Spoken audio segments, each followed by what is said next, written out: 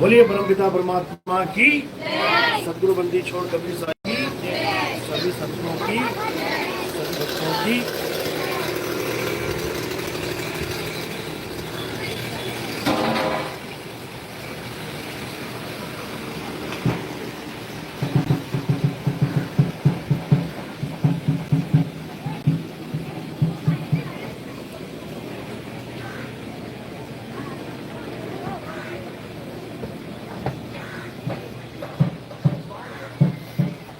बंद नहीं सत्संग में तो नहीं देगा, बार बार हम उसमें गया वो।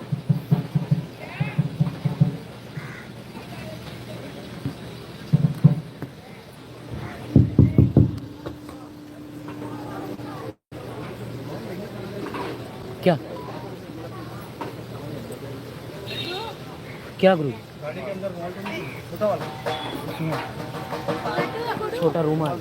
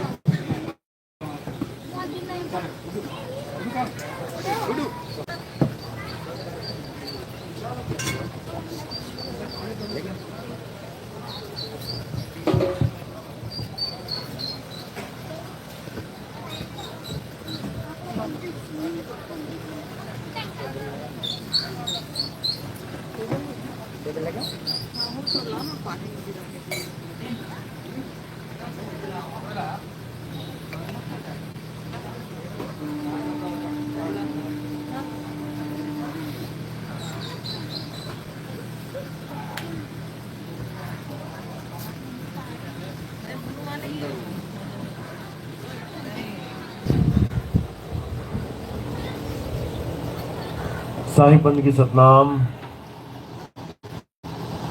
तो आज साबरमती में परमपिता परमात्मा के मूल ज्ञान का प्रचार होने जा रहा है। बहुत बड़े भाग होते हैं उन जीवों के जो अपने पूरे जीवन काल में एक बार भी इस मूल ज्ञान को सुन पाते हैं, और उससे भी बड़े भाग होते हैं उन जीवों के जो इस मूल ज्ञान को थोड़ा सा भी समझ पाते हैं। क्योंकि सुनना बहुत आसान होता है, आए बैठे घंटा 2 घंटा सुन के चले गए, लेकिन इस ज्ञान को समझना बहुत मुश्किल है। बड़े बड़े ऋषि मुनि पीर पैगंबर औलिया, बड़े बड़े महात्मा, कहते कहाते महात्मा इस ज्ञान को समझ नहीं पाए, और इस जीवन को तंत्रों में, मंत्रों में, नाम जाप में, नदियों के स्नान में, पर्वतों के परिक्रमा लगाने में, तीर्थों में, मूर्तों में, इसी में उलझा के चले गए, जीवन नष्ट करके चले गए। लेकिन अगर मालिक की दया हो, परमात्मा की कृपा हो, तो ये ज्ञान इतनी सहजता से, इतनी आसानी से समझ में आने लग जाता है कि फिर और कुछ शेष बचता ही नहीं है समझने के लिए। जिसको ये ज्ञान समझ में आ गया, उसको समझ लो कि सारे संसार का ज्ञान समझ में आ गया। अब कुछ नहीं बचा उसके जीवन में प्राप्त करने के लिए, क्योंकि इस ज्ञान को प्राप्त करना ही परम लक्ष्य है इस जीवन का। तो आज इसी मूल ज्ञान को अच्छे से समझेंगे और अपने जीवन का कल्याण करेंगे। तो सत्संग शुरू करने से पहले परमात्मा के नाम पे जयकारा लगाएंगे और फिर सत्संग शुरू करेंगे।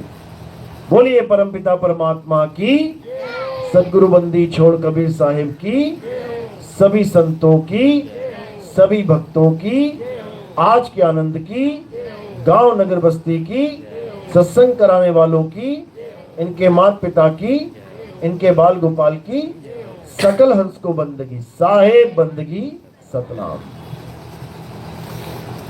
तो हमें इस संसार में इंसान चोला धारण करवाया गया है। किस कारण करवाया गया है, आज इसको अच्छे से समझेंगे, ताकि हम जितने भी इंसान हैं सब अपना जीवन सफल कर सकें।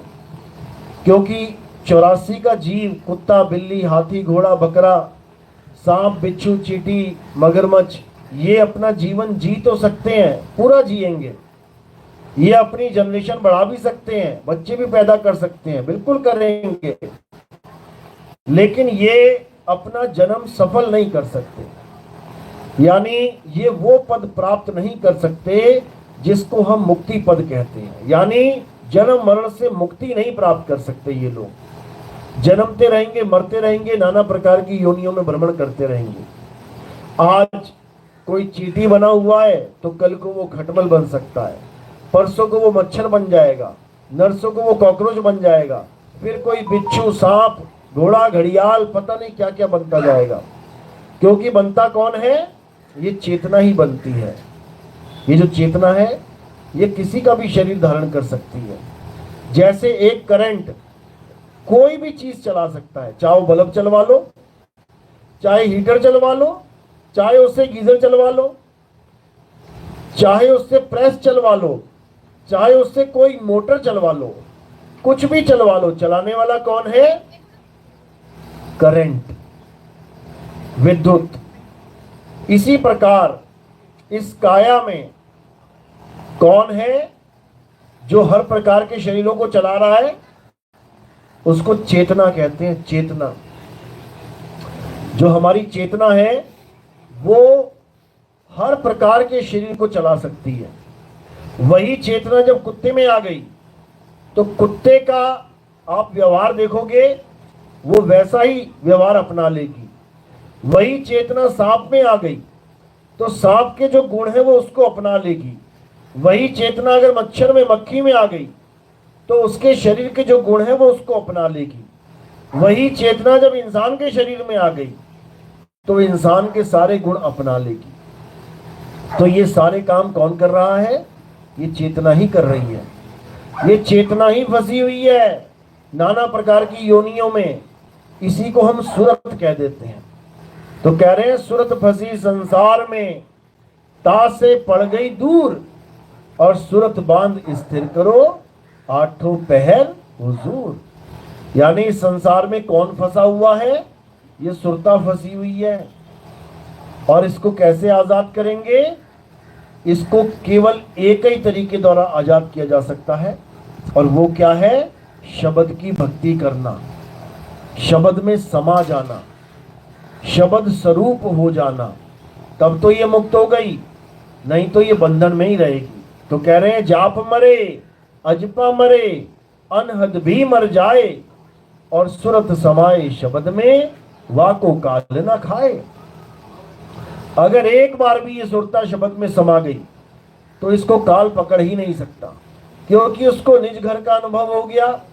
अब उसे कभी भी कोई भी दिक्कत होगी वो अपने घर की तरफ भागेगी, वो इस संसार की तरफ नहीं भागेगी। इसीलिए बोला गया सुरत फंसी संसार में, जहां फंसी है अब वहां नहीं फंसेगी, अब इससे निकलेगी बाहर। तो कैसे निकलेगी? जब इसको शब्द भेदी गुरु मिलेगा, जो इसको सार शब्द का बोध करवाएगा, जो सार शब्द प्राप्त करने की जुक्ति बताएगा। कबीर साहब बीजक में समझा रहे हैं, सार शब्द कहीं बाची हो, मानो एतबारा, अक्षर पुरुषिक पेड़, निरंजन वाकी डारा। कि अगर आप बचना चाहते हैं तो आपको क्या करना पड़ेगा? आपको सार शब्द धारण करना पड़ेगा। सार शब्द गही बाची हो, मानो एतबारा। यानी मेरी बात का एतबार कर लो, मेरी बात का यकीन कर लो, तुम सार शब्द के द्वारा ही बचे जा सकते हो। अगर तुमने सार शब्द के अलावा कोई नाम जाप वाले शब्द को शब्द मान लिया, यानी 52 अक्षरों के द्वारा बने, 52 अक्षरों से निर्मित शब्द को ही सार शब्द यानी परमात्मा का नाम मान लिया, तो तुम बहुत बड़ी दिक्कत में आने वाले हो। ये 52 अक्षरों के द्वारा बनाए गए शब्द ये सब नकली शब्द हैं, ये कृत्रिम नाम हैं, ये सब नकली नाम हैं। इससे ना तो तुम बचोगे और ना ही परमात्मा प्राप्त होगा। तो साहिब यही समझा रहे हैं। क्या समझा रहे हैं कबीर साहब?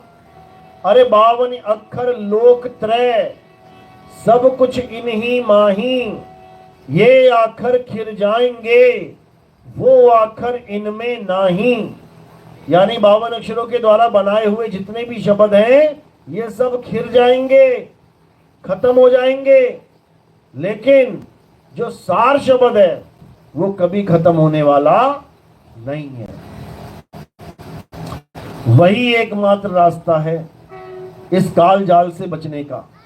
नहीं तो इसी काल जाल में बड़े बड़े देवी देवता, ऋषि मुनि, पीर पैगंबर सब इसी में उलझे पड़े हैं। यहां तक कि ब्रह्मा विष्णु महेश जी भी इसी काल भगवान की बनाई सृष्टि को संभाल रहे हैं। ब्रह्मा जी को कौन सी ड्यूटी मिली है? पैदा करने की।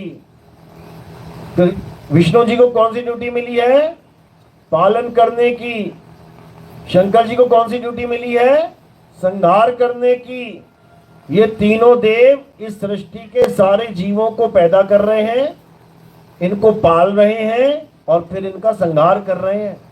लेकिन करवा कौन रहा है? ये काल भगवान करवा रहा है, जिसको हम साक्षात मृत्यु कहते हैं। अभी अहमदाबाद में जो प्लेन क्रैश हुआ, किसने करवाया? ये परमात्मा ने। परमात्मा ऐसे काम करेगा क्या? किसने करवाया? काल भगवान ने। यही करवाता है सारे काम इस दुनिया के, अच्छे और बुरे हर प्रकार के काम। चाहे तुम्हारे घर में बच्चा पैदा हो रहा है, कौन करवा रहा है? काल भगवान करवा रहा है ब्रह्मा जी के द्वारा। और तुम्हारे घर में किसी की मृत्यु हो रही है, कौन करवा रहा है? काल भगवान करवा रहा है शंकर जी के द्वारा।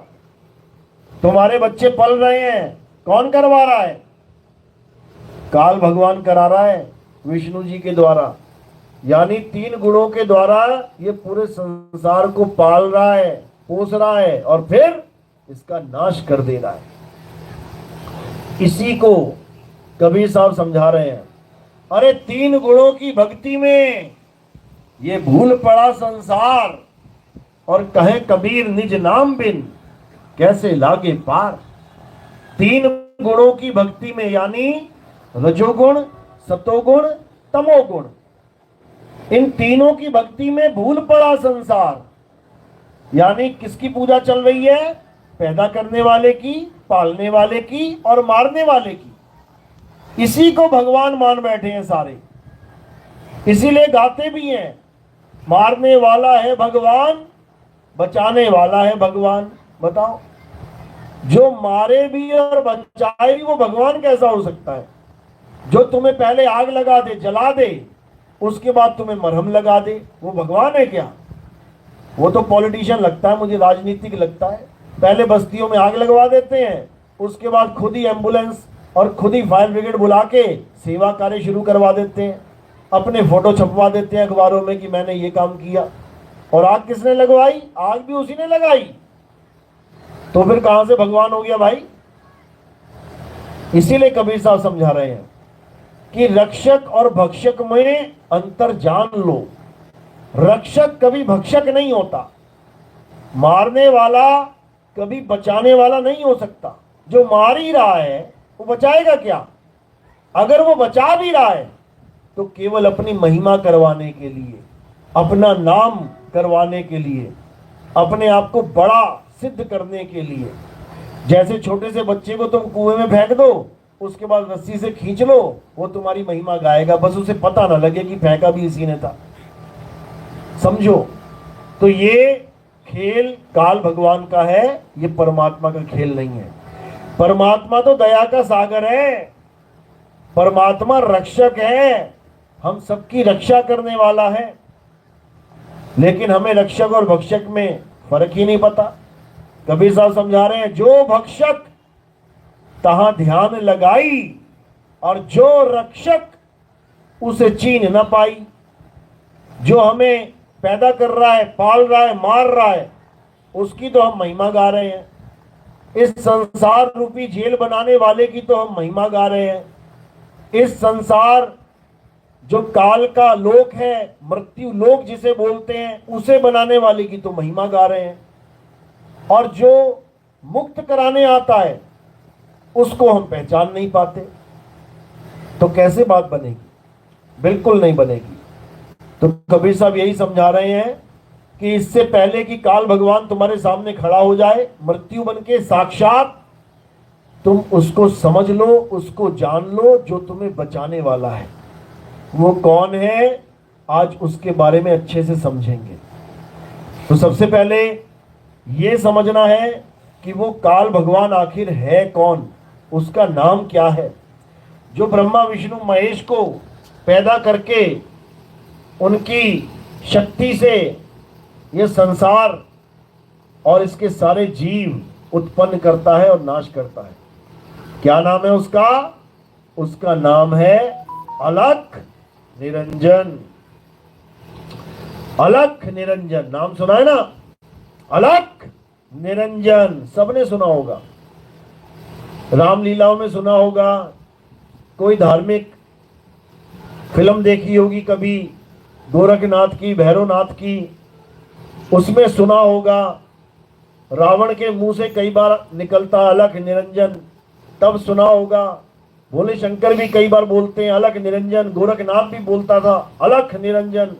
आज भी कई भगवान चोला धारण किए साधु आते हैं, गांव गांव में जाते हैं, भिक्षा मांगते हैं, वो भी अलख ही जगाते हैं। क्या बोलते हैं? वो भी अलख निरंजन। लेकिन अगर उनको पूछो कि ये है कौन, ये रहता कहाँ है, इसकी शक्ल कैसी है, इसकी कदकाठी कैसी है, कोई नहीं बता पाएगा। कोई बता ही नहीं सकता कि ये अलख निरंजन है कौन।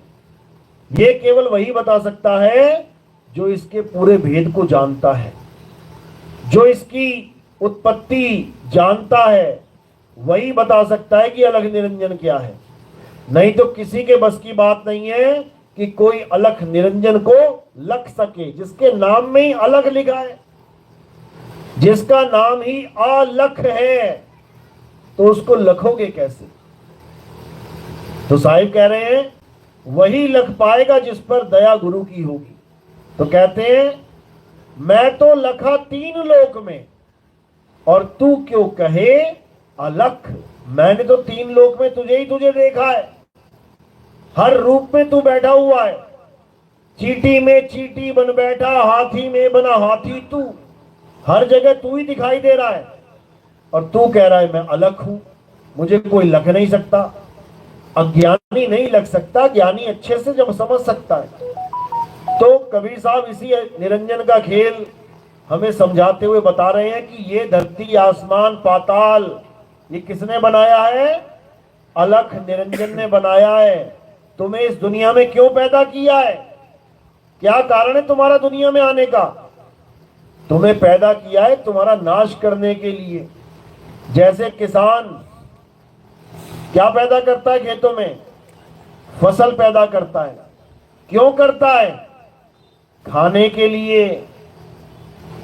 इसी प्रकार इस संसार में इतने जीव क्यों पैदा हो रहे हैं? खाने के लिए। सबको अलख निरंजन खाता है। देख लो, चूहे को बिल्ली खा रही है, बिल्ली को कुत्ता, कुत्ते को बाघ खा रहा है, बाघ को शेर, शेर को छोटे छोटे कीड़े खा रहे हैं, कीड़े को पक्षी खा रहे हैं, पक्षी को कोई और खा रहा है। एक दूसरे को खाने में ही लगे हैं सारे। और खा कौन रहा है? ये निरंजन ही खा रहा है, रूप बदल बदल के।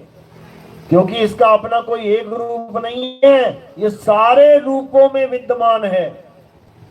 किसी को नहीं बख्श रहा, ये सबको मार के खा रहा है।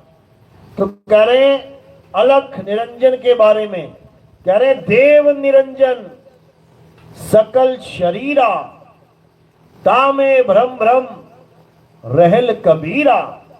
यानी ये देव निरंजन हर रूप में किसी ना किसी को खा रहा है, सबको खा रहा है ये। अब कोई कहेगा चलो ठीक है, जानवर तो जानवर को खा रहे हैं, आदमी को कौन खा रहा है? आदमी को कौन खा रहा है? खा रहा है कोई कि नहीं? आदमी को भी खा रहा है, लेकिन दिखाई नहीं दे रहा। दिखाई कब देगा?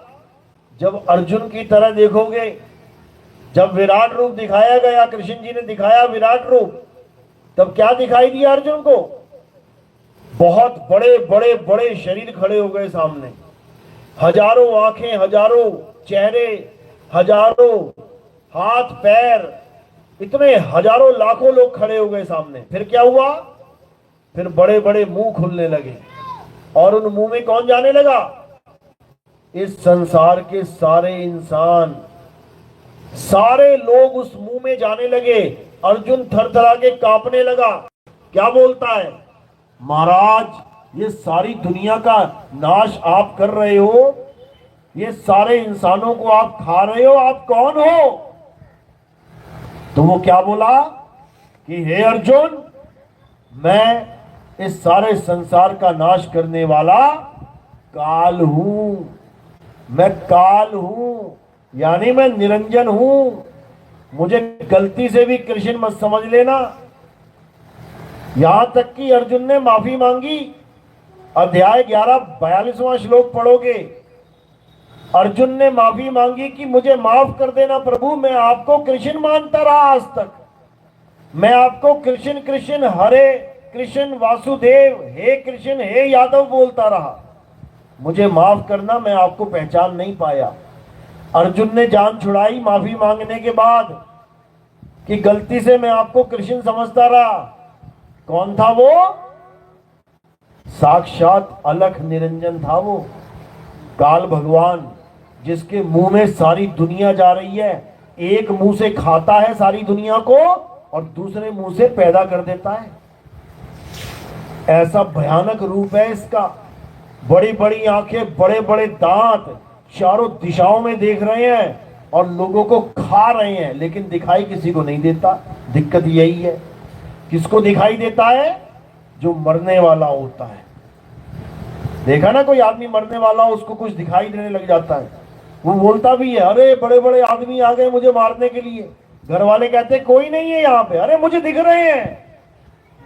तो मरने वाले को ये साक्षात दिखाई देता है, क्योंकि मरते समय भी दिव्य दृष्टि खुल जाती है।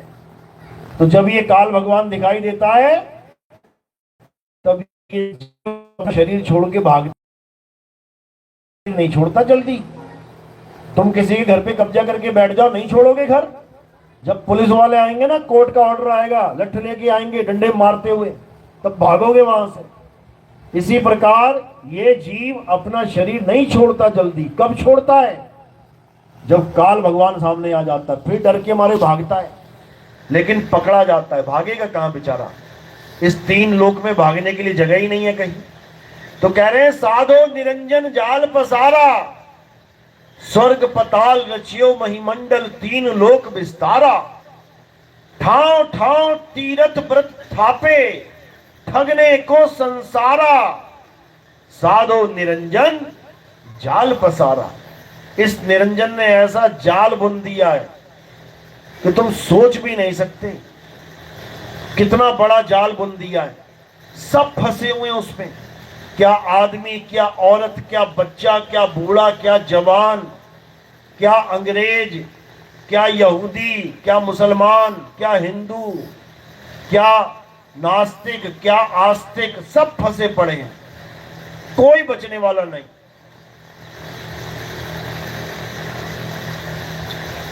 लेकिन फिर भी कबीर साहब समझाते हैं, इतना बड़ा जाल है फिर भी तुम बच सकते हो। कैसे बचोगे?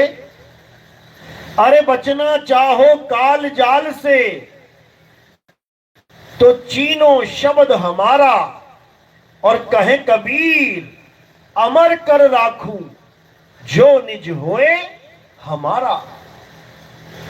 कहते हैं ऐसे नहीं बचोगे कि तुम सोचो कि मंदिर चला जाऊं, मैं मस्जिद चला जाऊं, गुरुद्वारे चला जाऊं, मत्था टेक लूं, जाके कहीं पूजा पाठ कर लूं, हवन यज्ञ कर लूं, नाम जप लूं। इससे नहीं बचने वाले, इसमें तो अटक जाओगे। कैसे बचोगे? एक ही रास्ता है, और वो है सार शब्द।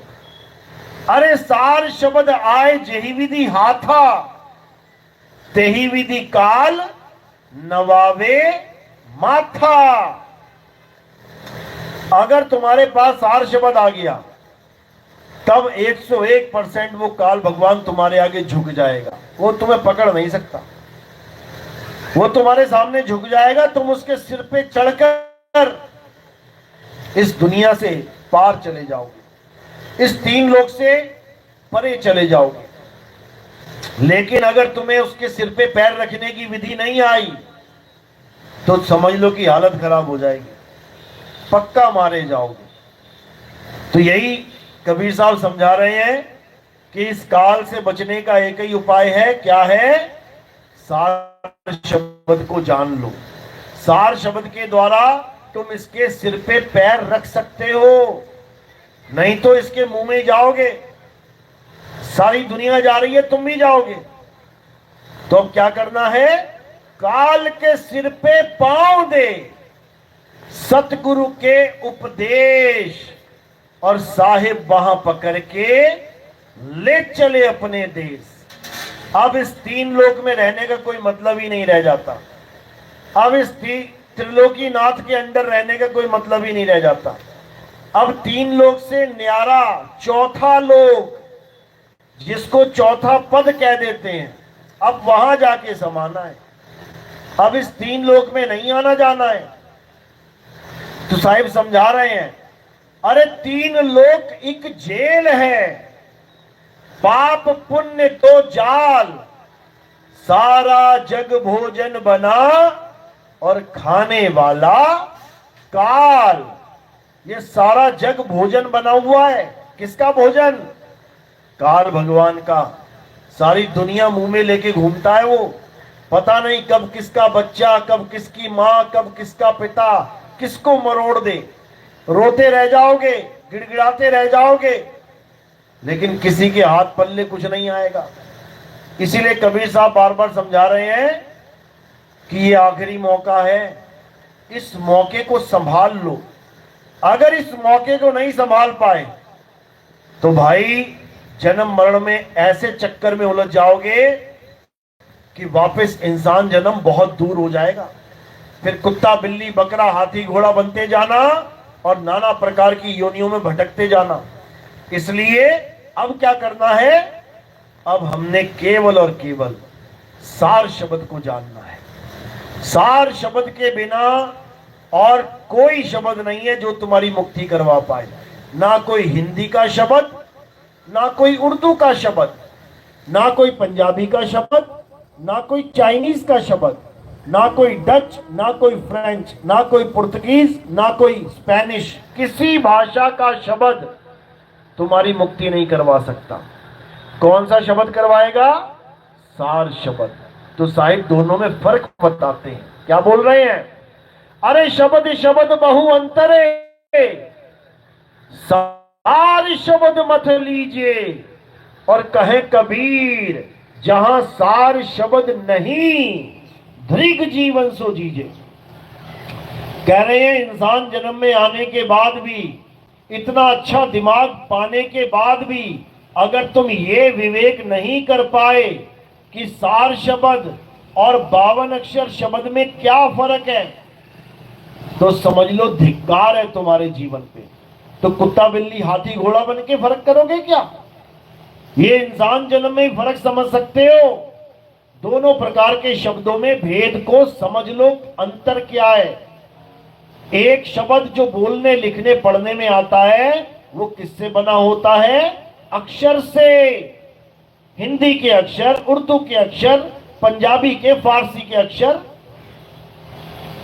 और एक शब्द जो बोलने लिखने पढ़ने में नहीं आता वो सार शब्द कहलाता है। तो बोलने लिखने वाले सारे शब्द कैसे बनते हैं? होंठ, कंठ और जीभ से। और जो सार शब्द है उसमें होंठ, कंठ, जीभ का कोई काम ही नहीं होता। तो कबीर साहब वाणी क्या कहते हैं? अरे होंठ कंठ लागे नहीं और जीभ्या नहीं उच्चार, गुप्त वस्तु जो लख है सो निज हंस हमार। कहते हैं होंठ कंठ लागे नहीं, ये होंठ कंठ का काम ही नहीं है सार शब्द में। जीभ्या नहीं उच्चार, ये जीभ का कोई खेल ही नहीं है। गुप्त वस्तु जो लख है, अब वस्तु की बात आ रही है, यानी सार शब्द कोई नाम मंत्र नहीं है। सार शब्द क्या है? एक वस्तु है, गुप्त वस्तु है। उस वस्तु से ही काल भगवान डरता है। इन नामों से नहीं डरता, इन मंत्रों से नहीं डरता। अरे मंत्रों से कुत्ता नहीं डरता। तुम किसी भी भगवान का मंत्र बोल दो कुत्ते के सामने, वो कुत्ता भाग जाए तो नाम बदल देना मेरा। किससे डरता है कुत्ता? वस्तु से डरता है। कौन सी वस्तु? लठ ले लेना हाथ में, एक लाठी ले लेना हाथ में, बिना मंत्र बोले देखना कैसे भागेगा आगे आगे। जो तुम्हें भरमाते हैं कि ये मंत्र जप लो, वो मंत्र जप लो, भूत प्रेत भाग जाएंगे, चंडाल भाग जाएंगे। एक मच्छर नहीं भागता मंत्र से। 50-60 मच्छर हो कमरे में और तुम मंत्र जप लेना, देख लेते हैं मच्छर भागता कि नहीं। और जब मच्छर नहीं भागा मंत्र से तो काल भगवान क्या भागेगा? तो इस भ्रम से निकल जाओ बाहर कि किसी मंत्र मंत्र से तुम्हारी मुक्ति हो जाएगी, या किसी मंत्र मंत्र से कोई यमदूत भाग जाएंगे, यमराज भाग जाएगा। कोई ना भागता, कोई ना भागता मंत्रों से। किससे भागेंगे? सार शब्द आए जेहि विधि हाथा, तेहि विधि काल नवावे माथा। जब तुम्हारे हाथ में सार शब्द आ गया, अब काल तुम्हारा कुछ नहीं बिगाड़ सकता। तो साहिब यही समझा रहे हैं कि काल जाल इतना भयंकर जाल है कि बड़े बड़े देवी देवता नहीं बच पाए उससे, वो भी उसके मुंह में जा रहे हैं। अध्याय 11 पढ़ो, 18, 19, 20, 21, 22 श्लोक नंबर पढ़ो, 32 तक पढ़ो, देखो क्या बोल रहे हैं कि तुम्हारे मुंह में बड़े बड़े देवी देवता, सुर असुर, गण गंधर्व, ऋषि मुनि, कौरवों के सैनिक, योद्धा, हमारे भी सैनिक और योद्धा, सब तुम्हारे मुंह में जा रहे हैं और तुम इनकी खोपड़ियों को चूरा बना रहे हो। चूरा समझ लो, इतना खतरनाक है वो काल। लेकिन कहां फेल हो जाता है उसका जाल? जब सार शब्द का ज्ञान तुम्हें मिल जाता है, उसके बाद ये काल भगवान का जोर नहीं चलता। उसके बाद तुम अपने स्वरूप में आ जाते हो। ये काल भगवान सारी सृष्टि का नाश कर सकता है, किसका नाश नहीं कर सकता? आत्मा का नाश नहीं कर सकता। और सार शब्द का मतलब तुम्हारा आत्म स्वरूप है। तुम्हारा स्वरूप ही सार शब्द, तुम्हारा स्वरूप ही सतनाम, तुम्हारा स्वरूप ही नी अक्षर निज नाम है। जैसे ही तुम निज नाम को जान जाओगे, अपने स्वरूप को पहचान जाओगे, ये काल का जाल टूट जाएगा। तो यही कबीर साहब समझा रहे हैं। 3 गुणों की भक्ति में भूल पड़ा संसार, कहे कबीर निज नाम बिन कैसे लागे पार। 3 गुणों की भक्ति मतलब यानी जितने भी भक्ति, जो भी भक्ति कर रहे हैं, जितने भी लोग, जो पैदा होने वाली, पलने वाली और नाश होने वाली चीज की भक्ति चल रही है, यानी 3 गुणों की भक्ति चल रही है। 3 गुण कौन से हैं? रजोगुण, सतोगुण, तमोगुण। यानी जो भी चीज पैदा होती है वो रजोगुणी है, जो भी चीज पलती है वो सतोगुणी है, और जिसका नाश हो जाए वो तमोगुणी है। यानी अगर तुम ऐसी किसी चीज की पूजा कर रहे हो जो बनता और बिगड़ जाता है, जैसे मूर्तियां फैक्ट्री में बनती हैं, एक दिन टूट जाती हैं, तो 3 गुणों के अंतर्गत है। मंदिर, मस्जिद, गुरुद्वारे, चर्च एक दिन बनते हैं, बन के तैयार होते हैं, फिर जर्जर अवस्था में पुराने होके टूट जाते हैं। तो किसके अंतर्गत है? 3 गुणों के अंतर्गत। ये पूरा संसार बनता है, पलता है, विनाश हो जाता है, तो किसके अंतर्गत है? 3 गुणों के अंतर्गत। तो 3 गुणों की भक्ति में भूल पड़ा संसार, यानी सारे जीव इन भक्तियों में लग गए जो पैदा होती है और खत्म हो जाती है। कहे कबीर निज नाम बिन कैसे लागे पार। यानी अब वो भक्ति जानो जिसको निज नाम की भक्ति कहते हैं, यानी निज स्वरूप की भक्ति कहते हैं, यानी सार शब्द की भक्ति कहते हैं। एक बार इस भक्ति में अगर तुम आ गए तो तुम यहां से पार हो जाओगे, कोई रोकने वाला नहीं है। लेकिन ये तब होता है जब तुम्हारे जीवन में कोई भेदी गुरु आ जाता है, जो सार शब्द का भेदी गुरु है, वही तुम्हें सार शब्द का भेद समझा सकता है। और जो मंत्र जपने वाला गुरु है, वो केवल तुम्हें मंत्र ही जपवा सकता है। जो तपस्या करने वाला गुरु है, वो केवल तुम्हें तपस्या ही करवा सकता है। जो नदियों में स्नान करने वाला, पर्वतों के चक्कर लगाने वाला गुरु है, वो तुम्हें नदियों और पर्वतों के चक्कर में ही डाल सकता है। तो इन सबको कबीर साहब ने खंडित किया, मना किया। कह रहे हैं मोको कहां ढूंढे रे बंदे, मैं तो तेरे पास में, ना मैं जप में ना मैं तप में, ना एकांत निवास में, ना मैं जप में ना मैं तप में। साफ मना कर दिया कि ना तो कोई जप करना है, ना ही कोई तप करना है। 99.99% गुरु जितने बैठे हैं संसार में, ये सब यही करवा रहे हैं।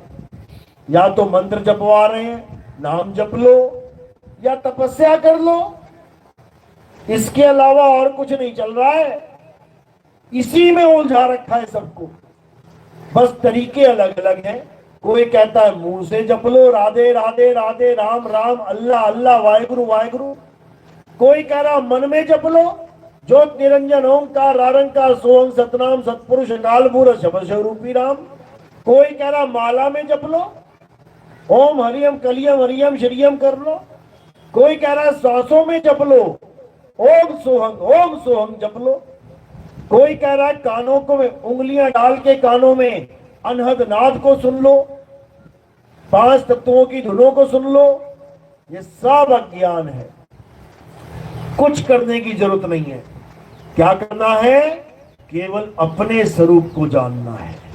तुम्हारा स्वरूप ही परमात्मा का स्वरूप है, समझ लो। अरे सत्य स्वरूपी नाम साहिब का, सो निज नाम हमारा। यानी अगर परमात्मा को पाना चाहते हो, अपने स्वरूप को जान लो। तुम्हारा स्वरूप और परमात्मा का स्वरूप एक है, दो नहीं है।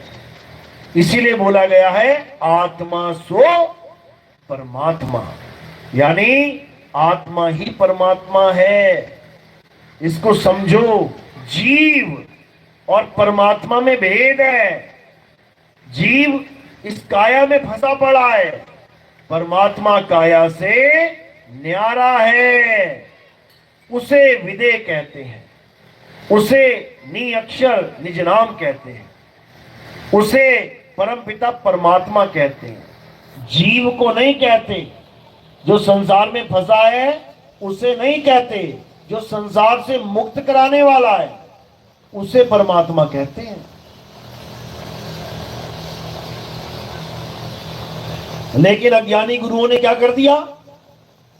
इस काया में बैठे जीव को ही परमात्मा बता दिया कि काया में कौन रहता है? जीव रहता है। इसी की वजह से सारे काम हो रहे हैं, यही सर्वे सर्वा है। ये जीव है, बंधन में है, इसकी तो मुक्ति करानी है। साहिब समझा रहे हैं, बहु बंधन में बांधिया एक बेचारा जीव, और केवल छूटे आपने जो न छुड़ाए तीर। कहते हैं अपने आप कैसे छूटेगा ये बेचारा जब तक इसको छुड़ाने वाला ना छुड़वाए। तो पीव कौन है? वो परमपिता परमात्मा ही पीव है, जो अपने जीवों को छुड़वाएगा। लेकिन जीव इतनी खोटी किस्मत लेके आया इस संसार में, उसे समझ में ही नहीं आ रहा कि क्या सच है क्या झूठ है। वो झूठे गुरुओं के चक्कर में पड़ा हुआ है, वो मंत्रों के चक्कर में पड़ा हुआ है, वो पत्थरों के चक्कर में पड़ा हुआ है, वो पर्वत पानी के चक्कर में पड़ा हुआ है। और जो अजर अमर अविनाशी आत्मा है उसको जान तक नहीं रहा। कितनी खोटी किस्मत है इस इंसान की। तो साहिब यही समझा रहे हैं कि जब तक आत्मा का ज्ञान तुमने नहीं जान लिया, तब तक भूल जाना तुम्हारा कुछ हो सकता है। तो कह रहे हैं जल में मीन प्यासी, मोहे देखत आवे हांसी, आत्म ज्ञान बिना नर भटके, कभी काबा कभी काशी।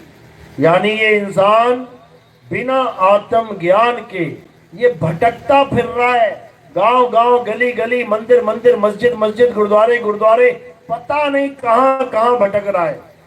और जिसको पाना चाहता है वो कहां है? वो इसके घट में विराजमान है। अरे घर में पड़ी वस्तु नहीं सूझे और बाहर ढूंढन जासी, जल में मीन प्यासी, मोहे देखते आवे हासी। जिसको पाना है वो तेरे घट में विराजमान है और उसको ढूंढने के लिए कहां जा रहा है? कभी काशी जा रहा है, कभी अयोध्या जा रहा है, कभी केदारनाथ जा रहा है, कभी बद्रीनाथ जा रहा है।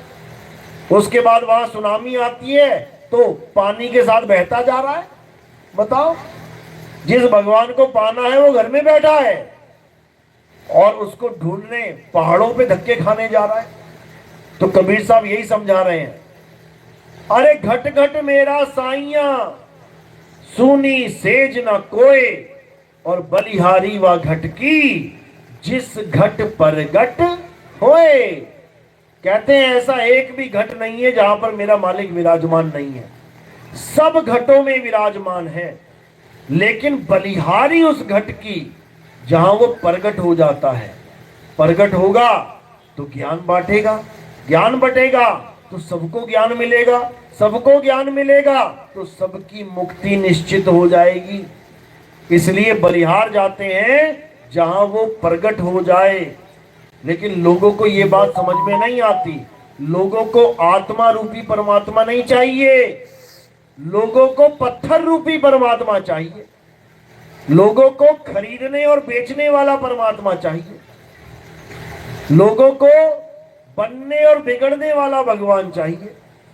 बताओ, जिस आत्मा को कोई बना नहीं सकता, कोई बिगाड़ नहीं सकता, उसकी चिंता नहीं है। जो गली गली में बिक रहा है, जिसका सौदा हो जा रहा है, हाँ भैया कितने की मूर्ति है? 500 रुपए की, 300 लगा लो भैया, चल ना तेरी ना मेरी 350 दे दे। बताओ, 350 का भगवान खरीद के लेके आए हो और 3.5 करोड़ की लॉटरी की टिकट मांग रहे हो उससे कि मेरी लॉटरी लग जाए भगवान जी। है ऐसे भक्ति नहीं होती भाई। तो मीराबाई समझा रही है कि परमात्मा की कितनी कीमत है। ये 200, 400, 500, 10,000, 20,000, 1 लाख, 2 लाख का परमात्मा नहीं है कि तुमने खरीद खरीद के मंदिर भर लिए।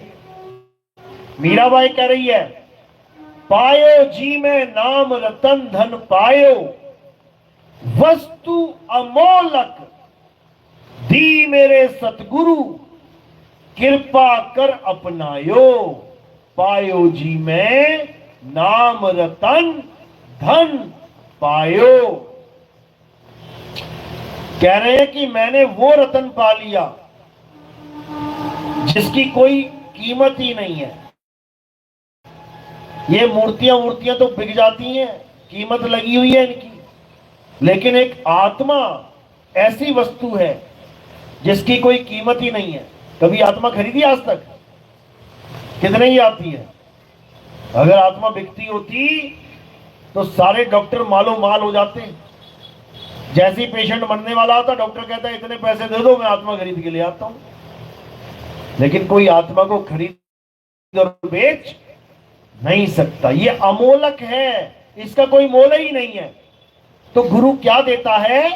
गुरु अमोलक वस्तु देता है। देता है मतलब ये नहीं कि अपनी आत्मा निकाल के तुम्हारे में डाल दी, यानी तुम्हारे पास पहले से आत्मा है, उसका ज्ञान देता है, आत्मा का ज्ञान देता है। आत्म ज्ञान बिना नर भटके, कभी काबा कभी काशी। तो गुरु नाम नहीं देता कि कोई कहे जी राम राम जपने वाला गुरु ही पार करेगा, राधे राधे जपने वाला गुरु पार करेगा। ये नाम नहीं देता गुरु, ये तो गुरुआ लोग देते हैं, अधूरे गुरु, नकली गुरु। असली गुरु क्या देता है? असली गुरु आत्मा का ज्ञान देता है। तो अर्जुन को समझा रहे हैं कृष्ण जी, हे अर्जुन, इस दुनिया में 2 प्रकार के तत्व हैं, एक असली तत्व और एक नकली तत्व। यानी एक असत्य तत्व और एक सत्य तत्व। असत्य तत्व क्या है? जो बनता और बिगड़ जाता है, जिसका पल पल नाश हो रहा है, वो असत्य है। जो पल पल बदल रहा है, असत्य है। और सत्य क्या है? जो ना कभी बनता और ना कभी बिगड़ता है, जो कभी नहीं बदलता, सदा एक रस रहता है। और वो क्या है? हे अर्जुन, आत्मा ही सत्य है। आत्मा अजन्मा है, नित्य है, शाश्वत है, पुरातन है। ये आत्मा ही सत्य सनातन है। इस आत्मा को ना तो कोई शस्त्र काट सकता है, ना इस आत्मा को अग्नि जला सकती है, ना इस आत्मा को वायु सुखा सकती है, ना इस आत्मा को जल भिगो सकता है। इस आत्मा को जानना ही इंसान जन्म का परम लक्ष्य है। समझ लो। यानी कृष्ण जी किसकी महिमा गा रहे हैं? आत्मा की। और हम किसकी पूजा करने में लग गए? कृष्ण जी की। कृष्ण जी उसकी पूजा करवाना चाहते हैं जिसको शस्त्र अस्त्र छू नहीं सकते, और हम उसकी पूजा करने लग गए जिसके पैर में खुद ही तीर घुस गया। कृष्ण जी के पैर में क्या लगा था? तीर लगा था, तब जाके काया खत्म हुई उनकी। तो हम उसकी पूजा में लग गए जिसके तीर लग गया। और कृष्ण जी हमें किसकी पूजा में लगाना चाहते थे? जिसको तीर छू नहीं सकता, यानी आत्मा की पूजा में लगाना चाहते थे। लेकिन हमने आत्मा को तो जाना नहीं, और जो आत्मा का ज्ञान सुना रहा है, हम उसी को भगवान मान के पूजने लग गए। बस यही दिक्कत है। तो अब क्या करना है? अब आत्मा को जानना है। अगर तुम्हें परमात्मा चाहिए तो तुम्हें आत्मा का ज्ञान प्राप्त करना ही पड़ेगा। तो साहिब समझा रहे हैं, जब लग ना चीनोगे आत्म, तब लग ना मिली है परमात्म। आत्म चीने तो परमात्म चीने, संत कहावे सोए, और यह भेद काया से न्यारा, बूझे बिरला कोई। ये भेद काया से न्यारा है, कोई बिरला ही बूझ सकता है इसको। ये सबके बस की बात नहीं है। तो इसलिए अब केवल आत्मा को जानना है। आत्मा ही वो परम सत्य है जिसको जानकर हम सदा सदा के लिए अमर हो सकते हैं। अमर कैसे होंगे? एक बार ये शरीर छोड़ेंगे, दोबारा शरीर धारण ही नहीं करेंगे। तो जब शरीर धारण ही नहीं किया तो मौत कैसे होगी? होगी ही नहीं। यानी अमर हो गए। अभी क्यों मरेंगे? अभी अमर क्यों नहीं है? क्योंकि शरीर धारण कर लिया। अब जो धारण किया है वो तो मरेगा, और धारण ही ना करते तो नहीं मरते, अमर ही है। तो इसलिए अब क्या करना है? अब अपने स्वरूप को जानना है, अपने स्वरूप को पहचानना है। तुम्हारा स्वरूप ही सतनाम है। साहिब समझा रहे हैं, सत्य नाम कोई नाम नहीं, ये है आपन रूप। और जो जाने इस भेद को, पावे आप स्वरूप। कह रहे हैं जो इस भेद को जान जाए कि सतनाम क्या है, तुम्हारा आत्म स्वरूप है, कहते उसकी मुक्ति निश्चित हो जाती है। क्योंकि बिना सतनाम को जाने कोई मुक्त नहीं हो सकता। और सतगुरु का क्या काम होता है? सतनाम बताना ही सतगुरु का काम है। सतगुरु सोई सतनाम बतावे, बाकी गुरु कोई काम न आवे। बाकी संसार का कोई गुरु तुम्हारे काम नहीं आएगा। कोई कहे राधे राधे जप लो, राम राम जप लो, अल्लाह अल्लाह वाहिगुरु वाहिगुरु जप लो, समझ लो फंस गए काल के जाल में, फंस गए 52 अक्षरों के जाल में। कोई कहे ये मंत्र जप लो, वो मंत्र जप लो, फंस गए 52 के जाल में। तो कबीर साहब यही समझा रहे हैं, अरे 52 के जंजाल में फंस गया ये संसार, सिमरन 52 का करे कैसे लागे पार। याद तो परमात्मा को करना था, और याद किसको करता रह गया? 52 अक्षरों को, इसीलिए फंसा पड़ा है। अब क्या करना है? अब 52 अक्षरों को छोड़ना है और किसको पकड़ना है? आत्म स्वरूप को पकड़ना है। 52 अक्षर के द्वारा जो नाम बने हैं उनको छोड़ना है और आत्मा रूपी आदि अक्षर को पकड़ना है। तो कह रहे हैं 52 अक्षर जीव आधारा, आदि अक्षर जीव्या से न्यारा, वाही को सत सिमरण कहिए, सिमर सिमर नर उतरो पारा। यानी अब 52 अक्षरों से बने हुए नामों को किनारे कर दो और अपनी आत्मा के ज्ञान को जानो। सोई गुरु पूरा कहावे, जो 2 अक्षर का भेद बतावे, एक छुड़ावे एक लखावे, तब प्राणी निज घर को जावे। यानी अब 52 अक्षरों के नामों को छोड़ देना है और आत्मा रूपी अविनाशी अक्षर को जान लेना है, तभी कल्याण होगा, नहीं तो नहीं होगा। तो साहिब ने समझाने में कोई कसर नहीं छोड़ी, लेकिन ये अल्पज्ञ जीव, अज्ञानी जीव समझने में बहुत देर कर देता है। जब तक मृत्यु सामने आ जाती है तब तक इसकी बुद्धि में कुछ जाता ही नहीं है। जब तक मौत का तांडव ना चालू हो ये कभी सोचता भी नहीं है कि मेरा क्या बनेगा। सारा जीवन बिता देगा टाइम पास करता हुआ, लेकिन जब मौत आएगी तब भागेगा लट्टू की तरह। होने वाला पहले कर सकता था जब समय था, तो अभी समय है। करना क्या है?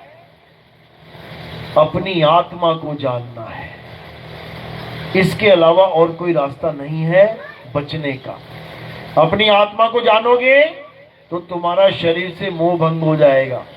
यानी तुम अपने आप को शरीर नहीं मानोगे, फिर शरीर को छोड़ने की तैयारी करते रहोगे सारी उम्र। यानी हमेशा तत्पर रहोगे, हमेशा तैयार रहोगे इस शरीर को छोड़ने के लिए। और जैसी समय आएगा उस तोते की तरह फुर्र हो जाओगे जो अपने पिंजरे में रहता रहता रहता आजादी की आस लगा के बैठा था। जैसे ही पिंजरा खुला फुर्र करके निकल गया। हंसता हुआ जाएगा कि रोता हुआ? हंसता हुआ जाएगा, खुशी खुशी जाएगा, आनंद में जाएगा।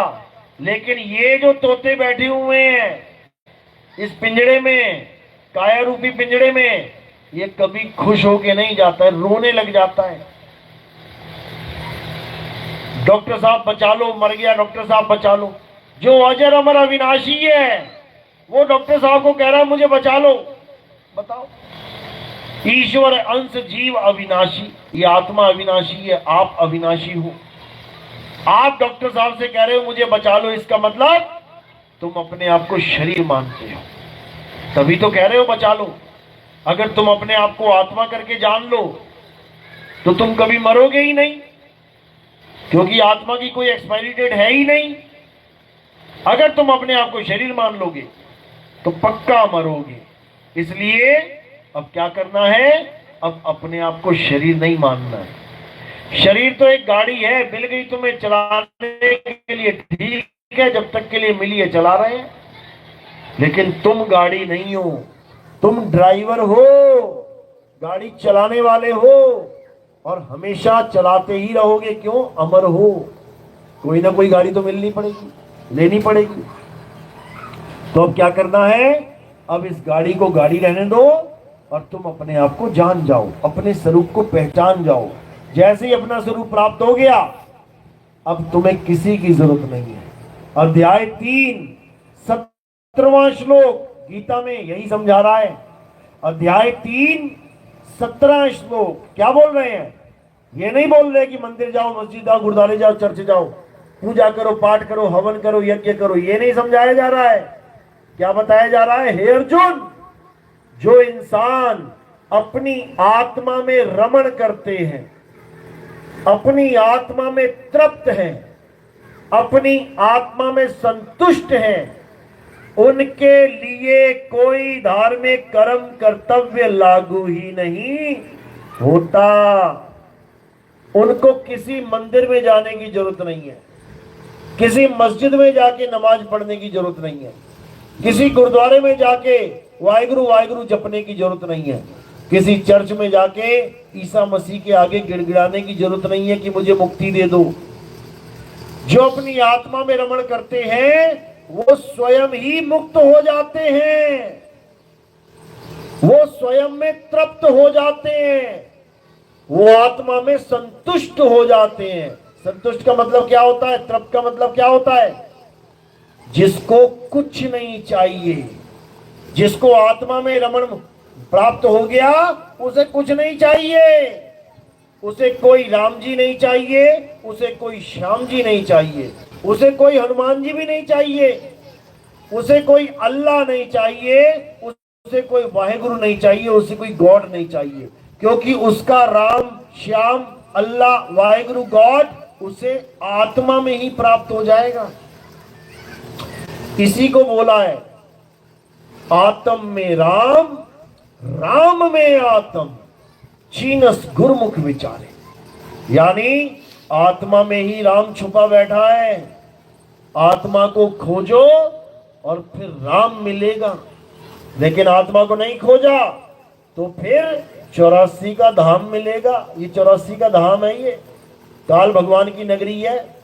इसके बाद ऐसे ऐसे जन्म मिलेंगे कि तुम्हें पहचानेगा भी कोई नहीं कि ये मेरा बेटा है कि सांप है। सांप बन के आओगे घर में घुसने। अगर घर याद भी आ गया तुम्हें मरने के बाद और सांप की योनि मिल गई तो सांप बन के आओगे घर में, तो माँ बाप पहचानेंगे क्या? मेरा बेटा आ गया, लठ बजाएंगे सिर के ऊपर, फोड़ देंगे सिर तुम्हारा, फिर भागोगे बचते हुए। यानी कि माँ बाप भी तुम्हें इसलिए पहचान पा रहे हैं क्योंकि तुम्हारी शक्ल ऐसी है, और जैसे ही शक्ल बदल गई अगले जन्म में कोई ना पहचानता तुम कौन हो, कहां से आए हो। तो समझो इस बात को। तो इस काल जाल को तोड़ना है, 52 अक्षरों के काल जाल को काटना है और सदा सदा के लिए मुक्त हो जाना है, अमर हो जाना है। समझो, बात समझ में आ रही है? किस किस की आ रही है? हाथ खड़ा करो जरा। अच्छी बात है, समझना है, क्योंकि ये इंसान जन्म समझने के लिए मिला है। ये इंसान जन्म बिताने के लिए नहीं मिला कि समय बिताने के लिए आए हो। समय बिताने के लिए तो गधे की जून बढ़िया थी। समय बिताना है, कुत्ता बिल्ली बन जाते, बढ़िया टाइम पास हो जाता तुम्हारा। ये समय बिताने के लिए नहीं मिला है, ये समय संभालने के लिए मिला है।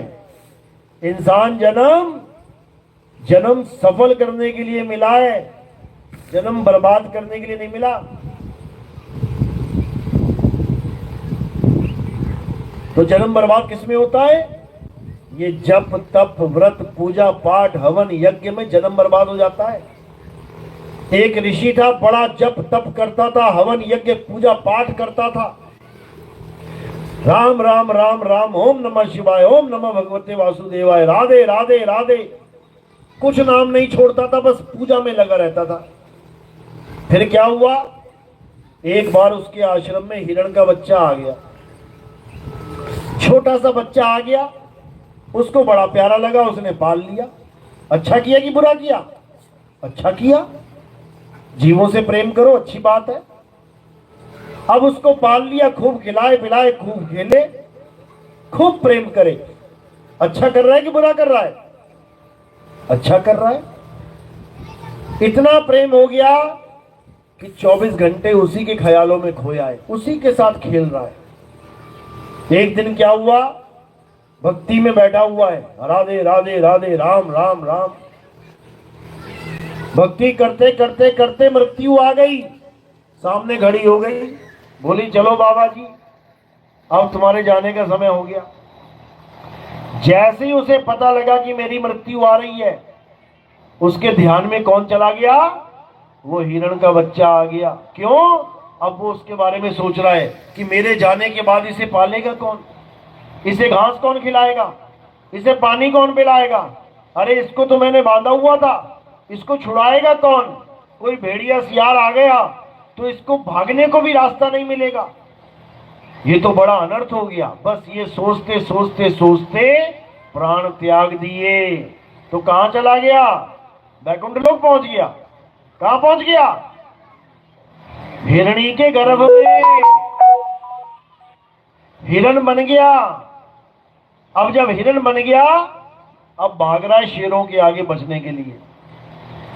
यानी सारी उम्र की पूजा भक्ति हवन जप तप व्रत धरे का धरा रह गया, और वो एक ख्याल, एक सोच, एक यादगार उसने उसको हिरण बना के रख डाला।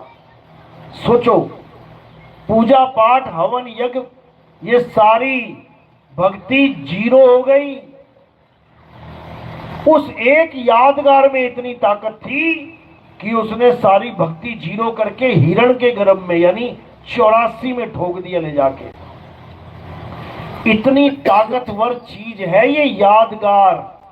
इसको सिमरन कहते हैं, सिमरन।